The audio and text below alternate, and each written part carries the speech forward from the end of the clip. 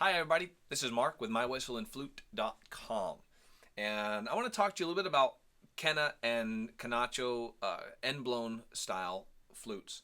These are really popular and a lot of people would love to be able to play them, but really struggle with getting a good tone out of them, and also with being able to deal with some of the nuances of it. Let me just adjust the camera here. Well, this is our low D minor Quena in pentatonic scale. So it's a Quena style because it doesn't have the thumb hole in the back, and there are only 5 holes in the front because it's a pentatonic scale. Penta being 4, 5, 5. Anyway, so there are a lot of nuances, as I've said, or ways to have dynamics when playing these flutes, and I wanted to share some of those with you. Now, one of the things that we do at My Whistle and Flute is we make an angle in the back, sometimes more, sometimes less, depending upon which Quena style flute I'm making. But because this is 3/4 inch, it's easier to find the angle. Once you find the correct angle, the tone comes very easily. But once you find it,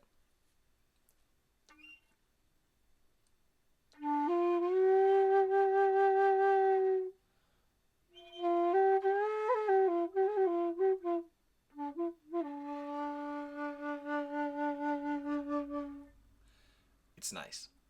Now, because there is no tuning cork in this, as there would be in a traditional Irish flute, your chin and your lower lip provide the stop, which makes that sound chamber. So that being the case, by pulling upward or outward, you actually can affect the tone.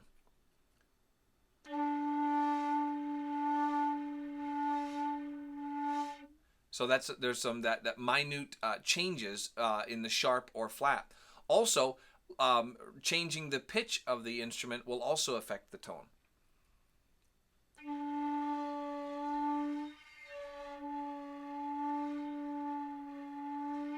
Just a little bit.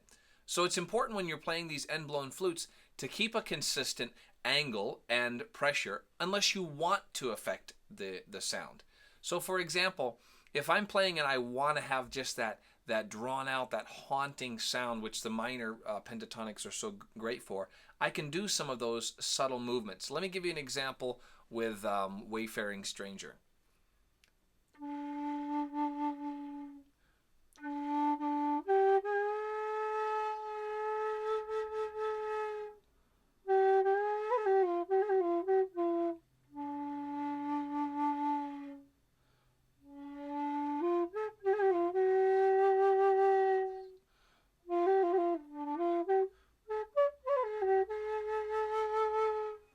Just by moving your head around, able to provide some of those great dynamics. One of the other cool features is using the overblowing feature, which you would use to go into the second octave to provide that South American style sound that you would hear. It's kind of a signature sound. So when I play all the way down to the low D, and then just do a little bit of overblowing, I can get that sound. It's best to demonstrate it. I won't be able to find the right words to describe it.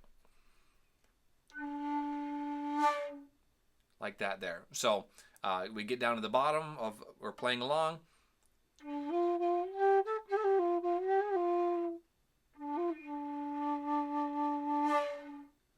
And just finishing off with just that burst of air, which slightly starts to overblow and get us into the second octave. One of the other great techniques to use with these Quena styles is that kind of that finger popping, that trill that you could make do with your fingers. So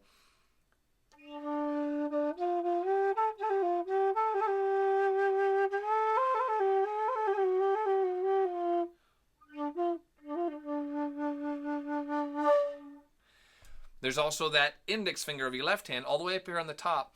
If you're playing the low D, and you just pop that top finger off and on, it gives kind of a cool sound as well.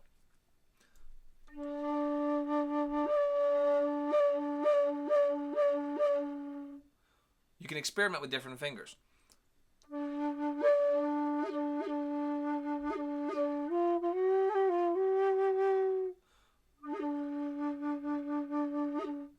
So again, all those different dynamics add interest to your playing. So we've talked about changing the pitch, changing the pressure, and using the fingers on to provide some of those dynamics. And don't just play static notes.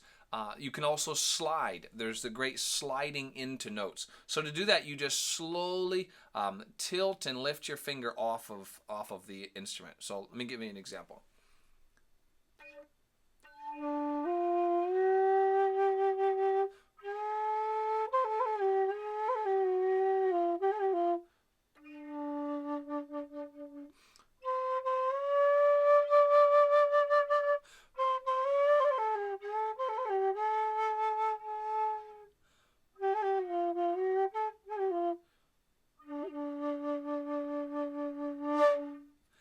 I hope those are some ideas that can make your Quena playing more interesting.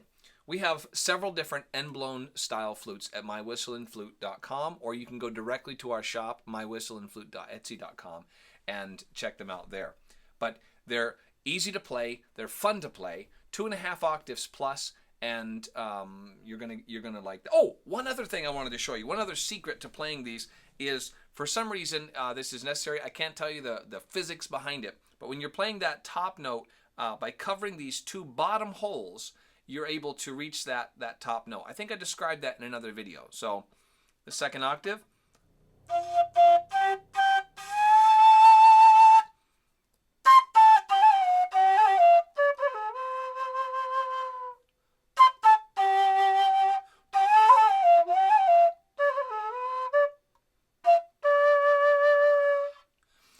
For some reason, covering those bottom 2 holes makes the difference. So if you're struggling getting up to the top of that second octave, try that technique and see. All right, this is Mark again with mywhistleandflute.com. Check us out. Let me know how I can help you. Leave a comment and a question. I'll help you any way that I can with your end-blown style flute playing. See you around the shop.